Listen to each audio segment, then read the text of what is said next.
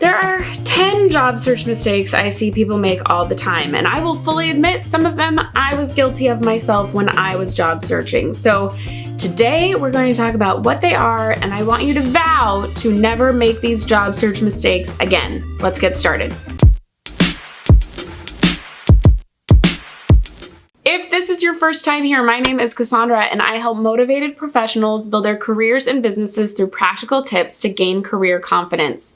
Let's talk about these job search mistakes. If you are looking for a new job, the first mistake I see people make all the time is not blocking time on their calendar to work on their job search. I was guilty of this back in the day. There was a time period where I was really wanting a new job and I would tell everybody, oh yeah, I'm looking for a new job, I'm looking for a new job. But I never set aside dedicated time. It was very hit or miss when I would work on this job search. So some nights I would come home from work and be like, oh, I guess I should look at, open positions. Wow, I can't think of words, y'all. Open positions online. And I would just voraciously save positions. And then if something looked really good, maybe I would sit down and fill out the application, send my resume.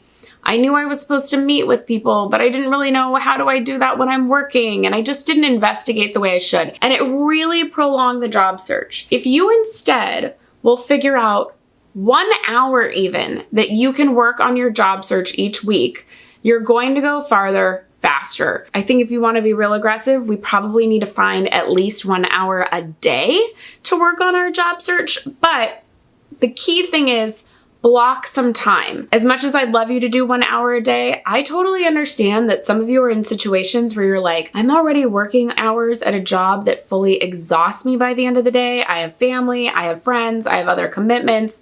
I can dedicate an hour or two on a Saturday morning and that's it. Your situation is your situation. But whatever the time is, dedicate and commit to working on your job search during a scheduled appointment you've made with yourself. Problem number 2, only applying online. Now I talk about this a lot, but it bears repeating. You cannot just apply online for a job. Applying online only feels productive. It feels like, oh look, I applied to 5 jobs today or 20 jobs this week. I challenge you, how many of those people called you back? I'm guessing 0. If a bunch of them called you back, I'm betting that they weren't really great quality jobs. You need to be networking with people as much as you are applying online. In fact, my rule is 70% of your time in your job search should be spent networking and 30% should be applying online. This is just math from the fact that 70% of jobs come from the hidden job market, meaning they were jobs found through other people. And so 70% of your time then should be dedicated to that. So if you are going to job search 10 hours a week, just using 10 hours for easy math, if you're going to job search 10 hours a week, 7 of those hours should be following up with people, emailing people, getting coffee with people, or Zoom interviews, checking in again, and 3 hours should be applying online. Okay, job search mistake number 3, not telling anyone that you're looking for a job. So this comes up a lot. We're scared to tell people we're looking. We're afraid it'll get back to our boss. What will people think of us? Just for some reason, it's something people don't share. Or even now I'm being held accountable. And what if 6 months go by and I still haven't found something? You're not going to find something if people don't know how to help you. So make sure you're letting people know you are job searching. You are looking for your next move. Now, mistake number 4 is being too generic when you tell people that you are looking. Now, I made a whole separate video about this. I will put it in the description box below. But when you are talking to people about your job search, don't be afraid to get specific on what you are looking for. The more specific you are, the more people can help you. So if you say, I want to work in social media or some sort of digital advertising in the automotive industry, now I know exactly who to put you with. And even if I don't know someone, now I know kind of the 2 categories and I can say, well, I don't know someone in automotive, but I have a friend who does it in the food industry, etc. So the more you put yourself in a box, the easier it is for people to take you out of it. So don't be afraid to be specific.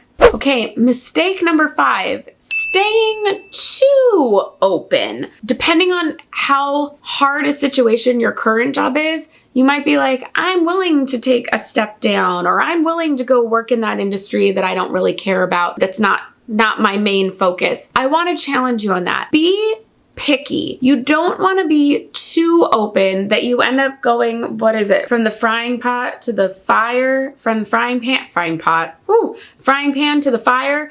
Like, you don't want it to get worse.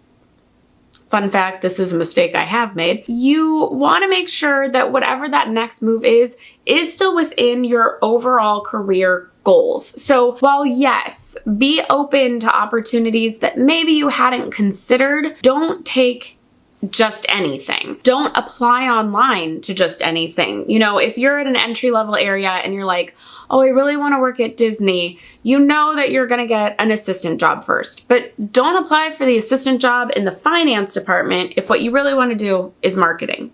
Okay? Job search mistake number 6, only looking at big companies.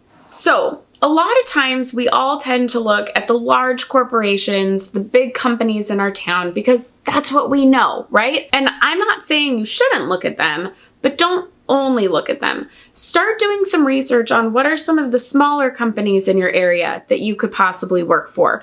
Or just be open that if somebody meets you and says, oh, you know, I have a friend who works at this kind of smaller company, you might be a good fit for it. Just go have the conversation, like see what they're about. What I find is a lot of times at some of the smaller companies, you actually can get paid better than at the larger companies. You also might get more experience, be over more, get to manage more, take more ownership and responsibility. So don't only look at large corporations. Often that's where we start because that's what we know, but use that to then kind of figure out what are similar companies in my area that might be a bit smaller. You can use LinkedIn for this. Mistake number 7. Posting your resume on job boards like Indeed and then expecting the recruiters and the hiring managers to just come to you. They are not going to flock to you, y'all. Now, if you want to post your resume on some of those places, it's fine because we should be using every avenue that we possibly can. But I've met with some people that are like, I posted my resume on this job board, so like, about how many people will I hear from? Probably 0. Like, recruiters are not always going into those places and looking. LinkedIn is a different matter. Post your resume on LinkedIn, fill out your LinkedIn profile to the utmost so that they can get a great picture of who you are. That does get used. But just thinking that you can post your resume online and passively wait for companies to come to you, not gonna happen. Mistake number 8 while job searching is not building your personal brand. So, the best way to get them to start coming to you is by creating content to show them why they should come to you. So posting your resume isn't going to do it, but recruiters and hiring managers will learn who you are when you start putting yourself out there. So start creating content on LinkedIn revolving around your industry or your passions or what you want to do in the future. You know, you don't have to be an industry expert. You can be a curator of great content, but putting yourself out there, building your brand of this is who I am, these are the things I care about, this is what I'm skilled at, is going to draw people to you and bring in possible job openings that they want you to try for. Mistake number 9 is not researching your value and what a company would value you at. So what I mean by this is you need to figure out for what you do, for what you're looking to do, what's your value? What kind of salary should you be getting? So this could be based on your experience, based on some other sort of, not just your experience in the industry, but do you have some other additional experience that could contribute to why you should get a certain price? Talk with other people in the industry. What sort of salary are they getting and why? And then figure out what your value is. But then always research the company and see, do they value that position at the salary I want? Or do they think it should be down here? You need to make sure those two things match before we start really applying. In fact, a lot of people give me a lot of grief in the comments on my 10 things you should never say in an interview video when I say you don't talk about money. Now, disclaimer, it's a case-by-case basis. It's not that you never talk about money, but part of the reason I say you don't talk about money in initial interviews, unless the recruiter brings it up, is because you should have already done your research to make sure you should be somewhat in alignment and not going for some like far-fetched price, either higher or lower. Okay, number 10, mistake 10, you don't follow up. A lot of people do informational interviews, right? They were brave. They reached out to somebody. They said, hey, I would love to take you to coffee. They have the coffee, or maybe right now the Zoom call, you chat. Maybe they send the thank you, and then they never talk to the person again. Y'all, you need to follow up with those you met in the past. So start making it a rule that every day you go into LinkedIn and you find someone you haven't talked to in a while and you send them a message saying, just checking in, hope you're doing well. You know, when you get a chance, let me know how you're doing. Do the same thing on your phone. Scroll in your texts, find people you haven't talked to in a bit, send them a text saying, thought of you today, hope everything's going great, let me know what you're up to. Very simple, but you need to be following up with people so that they keep you top of mind for when a position opens. So those are 10 tips to help you with your job search. If you need more job search help, I have a new Get Your Job Search in Gear guide. It's 3 checklists for you. It's the overall job search checklist, kind of hitting all the things you need to do in your search, a resume checklist, and a cover letter checklist, because yes, cover letters are not dead. So you need to write a great cover letter. So you can get all 3 of those in this bundle for free in the description box. Today I am going to share with you a mistake I made all the time when I was job searching, and fixing it is critical to getting the job. So today I'll tell you what it is. You can see if you've been making it, and we'll talk about how to fix it. Okay, so back in the day when I was still in entertainment, right? I worked in television. I was job searching, and I would go to events and I would meet people and they would say, you know, so what do you do? And I'd say, oh, I work, in casting at this TV show, but I'm really looking to make a move. You know, I'm just looking for something else in the industry. Okay, real broad. Here was my fear. I didn't want to say, oh, I'm really looking at casting and or development, because I was scared that if I said, I really want to work in development, that's an area that really interests me, that would be so narrow that they'd be like, oh, I have nothing for you. Like, I didn't want to rule out an opportunity. I was afraid if I said, I really want this thing, that they might have some other great job opening, but they wouldn't tell me about it because I said I wanted this. So if I want development and something was open in, I don't know, like international promotions at a studio, beats me, that they'd go, oh, well, nope, not going to share that with her because she said she wanted development, right? And I think this is a fear a lot of people have, that they're scared that if they say something too specific, they're never going to get offered jobs, that they're like, yeah, I say I want development, but I would totally take that job over there, right? Like,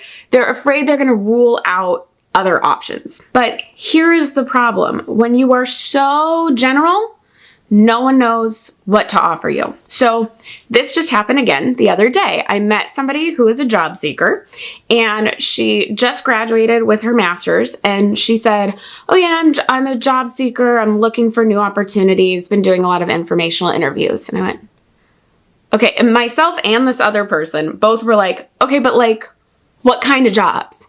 She said, oh, something in this area and that area. So she gave us two different titles. And we went, okay, but like, what industry? And she said, oh, this industry and this industry. And I told her, you're killing me. Like, you've got to tell me what you want, because here is the thing that she didn't realize. And here's the thing that I didn't realize back in the day. People need to put you in a box in order to take you out of it. Okay, I need to know specifically what you want. And once I know what that is, first off, I can think of things for you. You've told me what you want. Now I can think of what people to put you in touch with. Oh, you should meet my friend so-and-so. Oh, you should meet this person. They do something similar. Oh, my friend works in that industry, but they're in this department. You can connect people. When you just say, I'm looking for a job, or I'm looking for a job in the fast casual food industry, even that's a little too generic, right? I don't know what to do with you. But Once you've said what you want, then I can think of somewhere else to put you, right? I need to put you in the box to take you out of it. So if you say, oh, I'd really love to do marketing for the automotive industry, that's something that really interests me, I'm looking at specifically that area, then I can go, oh, well, I don't know anyone doing marketing in automotives, but I do have a friend who works in marketing in the healthcare system. Would you be interested in just talking with them? Like, I see it, so I can now place you somewhere different. Here's a different example of this, just to prove my point. Have you ever, with a friend or a spouse or partner or whoever, have you looked at them and said, like, where do you want to eat? And they go, oh, I don't know, I don't really care. And you go, I don't care, like, it's up to you. Where do you want to eat? And they say, oh, I want Chinese. You go, I don't really want Chinese, I want Thai. That's real, right? But we had to hear them say something to go, yeah, that's not it. I want this other thing. It's the same concept, right? You need to be specific with people. So don't be scared that you are missing out on the job opportunity because you're so specific. Once you're specific, number one, like I said before, they can put you in touch with the specific right people, but they can also start thinking outside the box to peripheral areas that might also be of interest to you. Let them decide what will work for you. Don't be so generic that they can't figure out a way to help you at all. The more specific we are, the more people can help. Functional resumes are a total waste of time. Today I will tell you why and what to do instead. I believe your resume is truly important. Whether you are applying online or networking to get a job, your resume is that one tool you need in your career toolkit no matter what, but it needs to be written well. And when I was switching careers, everywhere I looked, all over the internet, it said you're supposed to have a functional resume. If you have gaps in your career history, if you are switching careers, or if you're just starting out and don't have a lot of real world work experience, all this information will say, oh, make a functional resume. They are wrong. Now, in case you don't know what a functional resume is, instead of giving your jobs in chronological order, like a chronological resume where you say, this is my most recent position and here are the things I did there. This is my position before that. Here are the things I did there. You instead, in a functional resume, go by skill or kind of a general area like communication. You put communication and then you bullet point the ways that you have communicated in a variety of jobs and experiences instead of tying that skill to a specific job. The thought with a functional resume is that by putting it in this sort of skill-based experience, you're finding a way to highlight something that maybe would have been seen through a bunch of jobs or highlight a skill or experience that would be too low on the page otherwise. So you just do it by skills instead of by the actual position with the skill tied to it. But here's the thing. I have never met a recruiter or a hiring manager who liked a functional resume. They all say they want to take in what you've done, but also where you've done it. So just putting communication and then listing all these places you've communicated or ways you've communicated doesn't really do anything when they can't picture where you did that. They want to see your work history. It kind of tells your story. So you need to put that in order. Those experiences need to be in order on the page instead of a whole chunk of skill experiences put together. The mistake of a functional resume is sort of similar to what I talk about when I say you can't put soft skills or success skills in a skills section. I have a whole video about that. It's really old, but the content is the same. When I talk about that, you can't put excellent communicator under skills. You need to prove it. You can't just say you are it. When you tell me that you communicate with customers in your job or you collaborate on a team under a job position, then I get to decide you're an excellent communicator. So you can't put it under skills, but you can prove it in a position. Same thing with the functional resume. When you just give me a general skill and then bullet point all these ways you've done it, you can't really prove it because it's not tied to a where. I need to see the two together. So let's say there is a skill that you want to highlight because it's really important to this job that you're applying to, but it wasn't the main part of any job, but you kind of did it in a bunch of jobs, but you're afraid it's going to get lost. Or maybe it's a skill you haven't used in your last 4 positions, but you did a ton in a position in the past, and you want to make sure that the recruiter or hiring manager sees it. Here's how I suggest you highlight that instead of using a functional resume. I want you to make a summary of qualifications with 3 to 5 bullet points at the very top of your resume. Now, this is not a paragraph. I've seen people do summary of qualification like statements. No, we still do bullet point formula. So 3 to 5 bullet points highlighting the main things that qualify you for this job. And I'm about to give you some examples from my own history switching positions. So here we go. Let's say it's a skill that you've done kind of throughout different jobs, but the way it's written in your bullet points, there's no way to make it match the wording in the job description. So for example, public speaking. Now, I can't just write, spoke publicly to blah, blah, blah in certain experiences I've had, but at Wheel of Fortune, I did communicate with all contestants all the rules of gameplay each day before taping. At auditions, I stood in front of a room of 100 people and shared the instructions of how the audition will go for the day, right? I couldn't find a way to put public speaking in those bullet points, and they'd also be down low on the page, and I was afraid they'd get missed. But for the new job I was applying to, they wanted someone who was comfortable speaking to groups. So one of my summary of qualification bullet points was comfortable speaking to groups of 15 to 500. That kind of sounds like a loaded statement. And if that were just on its own, like under skills or under a functional resume, under communication, you would go, prove it. But it's sort of a highlight to let them know, okay, she says she can do this. And now they'll look below and see where I've got these other bullet points talking about speaking to groups publicly, right? Does that make sense? I hope that makes sense. Or let's say it's an overall skill you want to highlight that you have. So for example, in my current position, I work with communication students, and on the job description for this position, it said they would love somebody who had previous experience in the film or television industry. But you also had to have a master's in higher education, and they would love someone who had previous career experience. Y'all, that's a weird set of skills that most people don't have, but I actually did. I was such a custom fit for this position.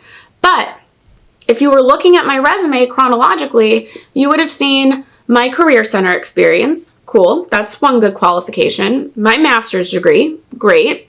But you would have seen some other experiences all within higher ed that had nothing to do with working in television or film. That would be way down the page because it was a couple of years ago. So one of my bullet points under summary of qualifications was recent master's of higher education graduate with 10 plus years in the television industry.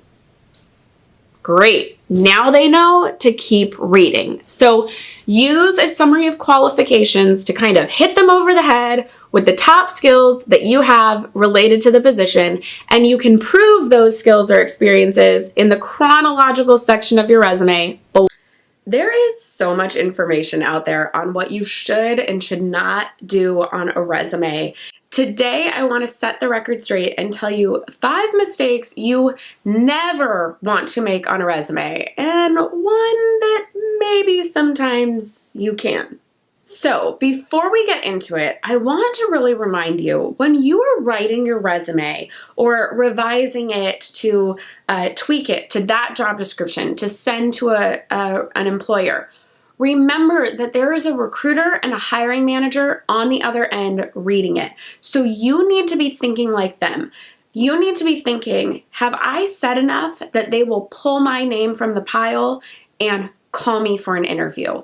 Have I annoyed them with some of the things I've done on my resume? Your resume is technically a first impression. So be thinking like the hiring manager or recruiter when you are working on your resume. Okay. Caveat over, let's talk tip 1. So tip number 1, please do not put huge color blocks on your resume. I have seen people do a column down the side that's like in navy blue or black, or a whole bar of color behind their name. FYI y'all, resumes are still printed off all the time. And you know what you just did? Use all of the company's black ink. So make sure you are not putting these giant color blocks on your resume. You are just going to annoy that recruiter. I'm serious. I've had recruiters print something off and go, seriously, dude, like this whole black bar, like we have no black ink now. And this is something I make people change on their resumes all the time. Now, you can use color on your resume here and there. You could do a light color behind the resume so that it'll just print, you know, a light gray, but no dark color blocks on your resume. And oh yeah, if you're like, oh no, but Cassandra, it's like the beautiful teal color. It won't be printed off in a dark gray, black color. Yes, it will. Nobody is wasting their color ink on you. They're still going to print in black and white. Y'all, even at the most wealthy, fat, like high up companies like a Google, I promise they are not printing your resume in color. They're printing in black and white. Okay, tip number 2, no picture. Now, this one is for America. I have heard that overseas there are certain countries where they do like you to put a picture on your resume. But here in the US, no picture on your resume. This leads to discrimination, okay? So a lot of companies have a policy that if a picture is on a resume, you are automatically in the disqualified pile. They do not want to even be touched with a lawsuit about discrimination and saying this person got the job over this person because they're more attractive or this race or this age or whatever, and it turns out you had a picture on your resume. They don't want to get touched with that. So if you could be the most qualified person for the job, but if you have a picture, you're automatically put in the trash. So please don't put a picture on your resume.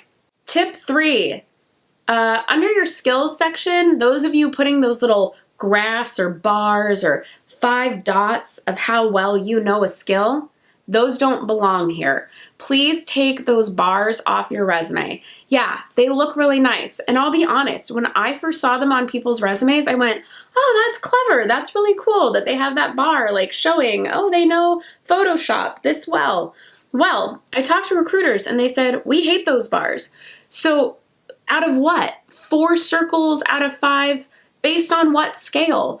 Who said what that is? Also, if you have Photoshop and Lightroom, and under Photoshop you've got 5 dots, and under Lightroom you have 4 dots, they're like, cool, all you told me is you don't know Lightroom as good as you know Photoshop.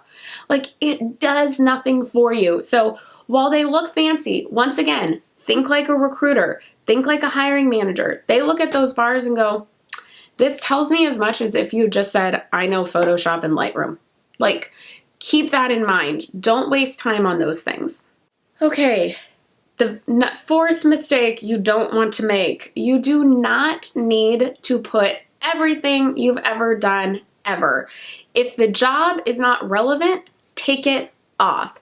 If the skill isn't relevant or that bullet point isn't relevant, take it off.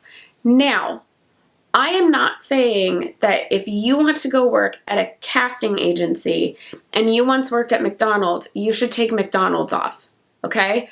This is what happens a lot is people go, oh, well, that job's not relevant because that was food service and this is like an office job. No, you still dealt with people there. You still had to organize things and manage things. So the job should stay there. But maybe you don't have a bullet point about working the fry machine.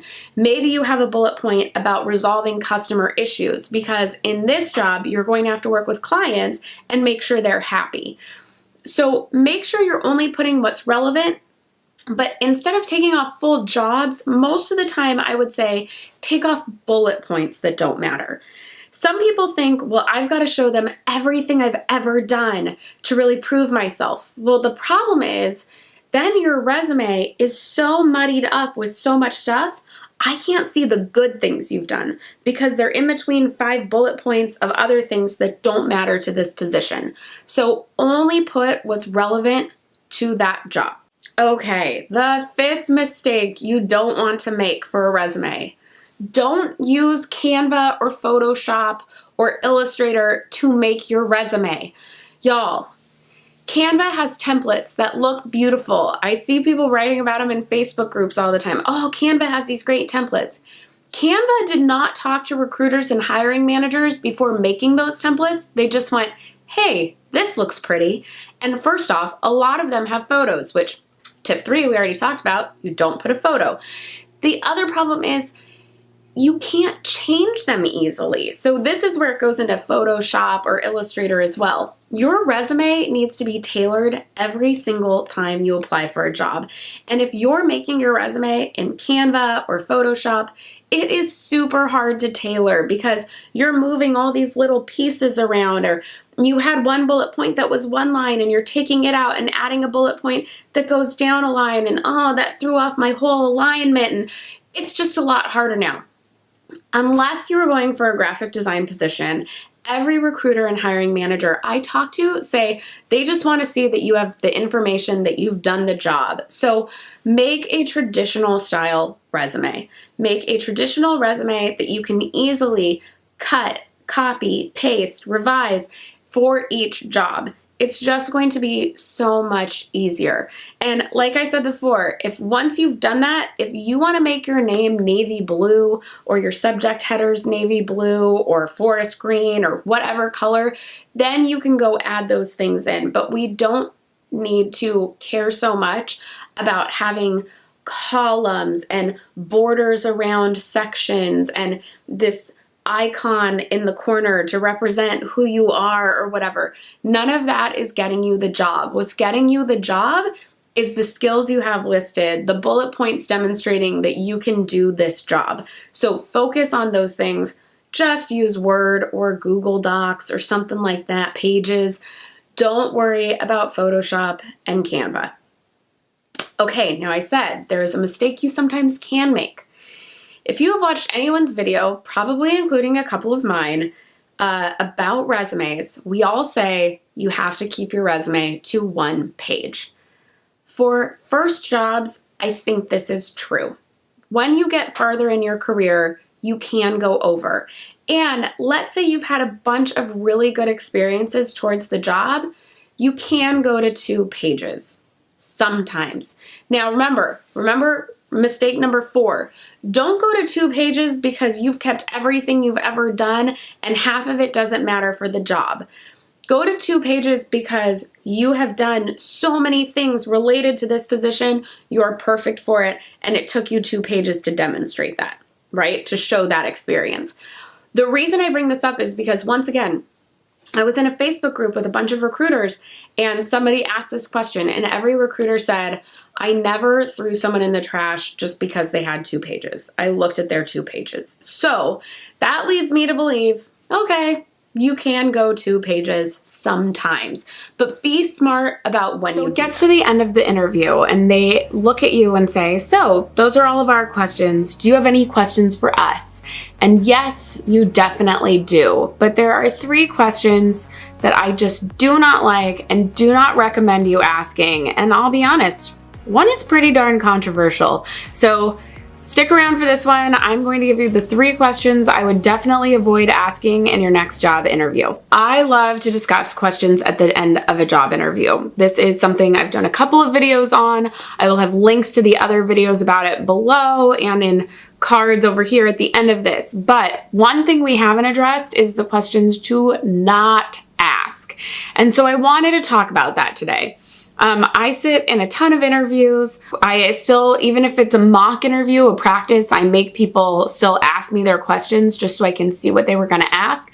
And there are a couple of things that come up that I just go, no, don't ask that. But I want to give you what the questions are and the reasoning why. So first up, this one is the most broad. The next 2 are going to be much more specific. But anything about the company having some sort of merger, buyout, etc., and asking how that's going to affect this position, I would stay away from those questions. Like, hey, I know the company recently went through a merger with blah, blah, blah company, and I was just curious if you have any idea how that will affect this position for the future.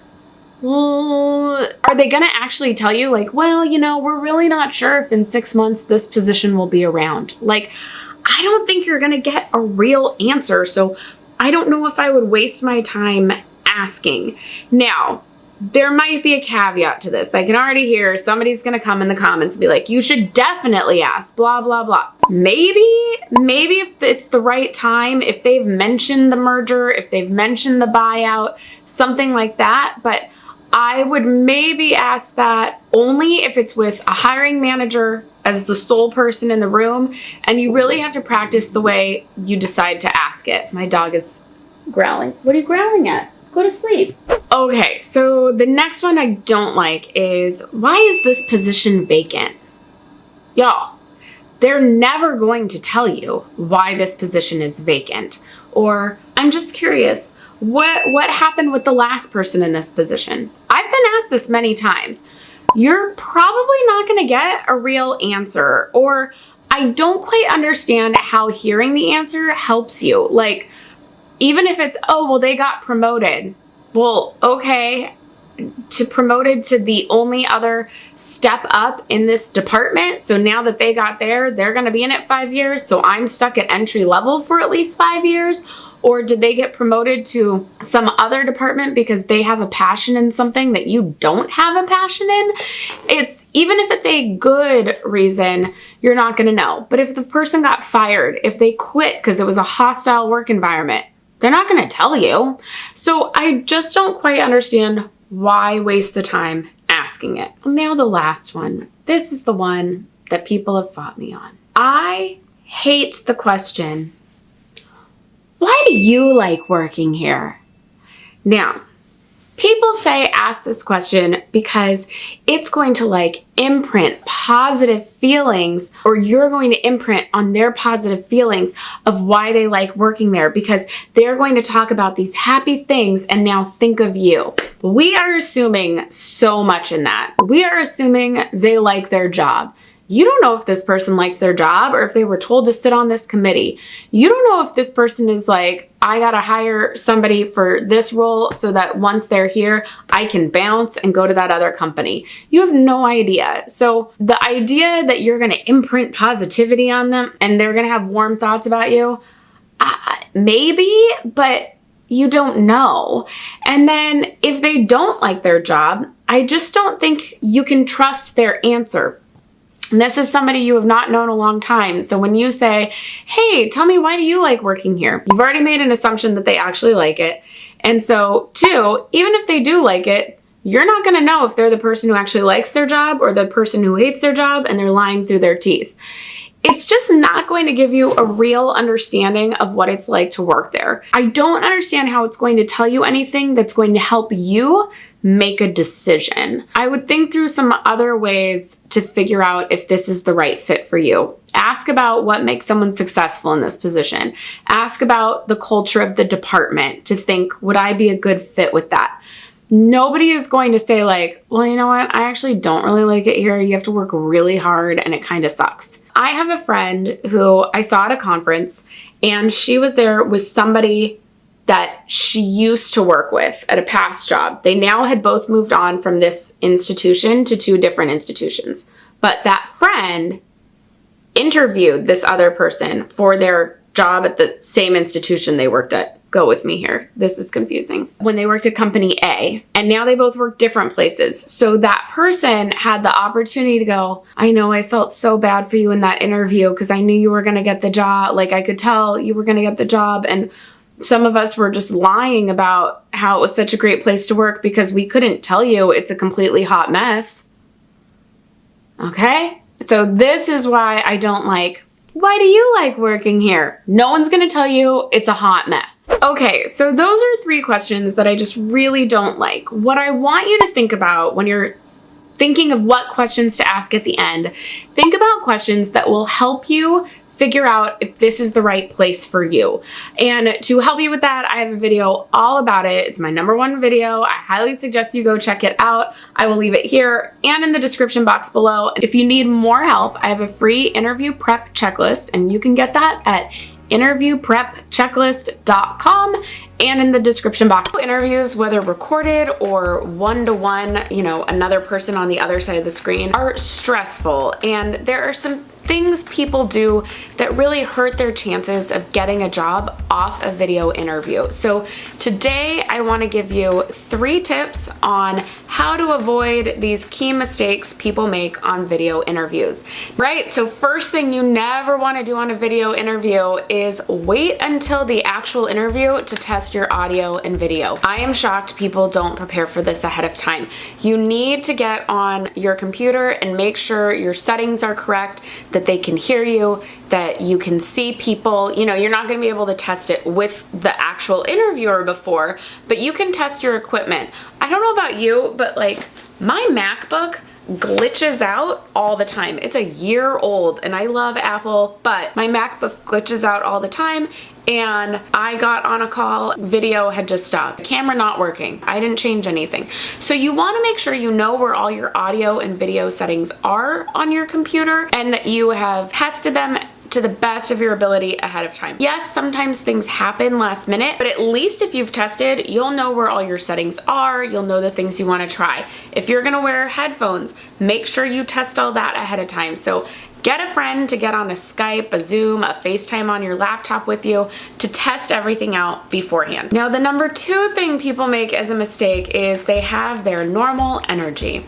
So here's the thing, y'all. You've probably heard how cameras make you gain 10 pounds. They totally do. I'm way thinner. And the other thing that they do that people don't talk about is they suck energy. There's something about that screen that it takes some of our energy away. So I, of course, want you to be you in a video interview, but you need to be you about 10% higher. You want to be you on your best day and then a little more. So that's why you have to smile in a video interview. If you were having a conversation with me outside, we were just talking, I'd probably be talking like this and just, you know, listening. And I'll be honest, sometimes I talk like this on videos and I watch it back and go, oh, I look real serious. I look real mad. But if it were in person, you'd think nothing of it. But on a video, comes off a little bit lower energy, a little more serious. So when you smile, it gives a little bit more. When we raise our eyes a little bit.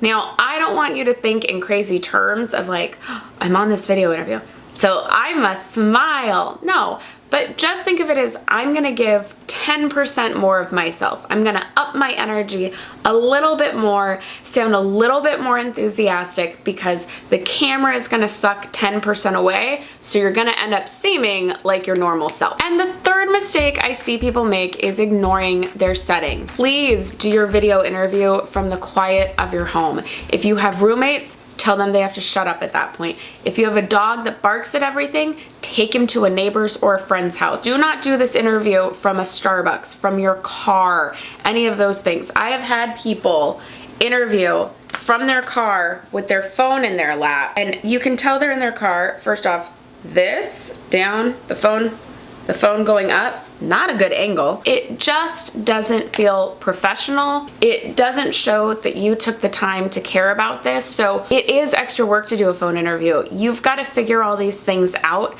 You need to make sure you're in a great setting. It doesn't need to be fancy behind you in any way. In fact, sometimes that can be a detriment. You don't want to distract. You don't want to be in a loud restaurant. You don't want to have the barking dog. You don't want to have any of those issues. So just find a quiet setting and then be ready and prepared in that place when the interview starts. Now, if you need more video interview tips, I actually have another video about it. I will put a link to that right here and in the description box below. And if you need just more interview help in general, of course, I have my interview prep checklist. You can get that in the description box below as well. And once again, be sure to like this video, hit that notification bell and give this one a thumbs up, and hit subscribe if you haven't already. I am Cassandra, and I hope you have a great day. Bye.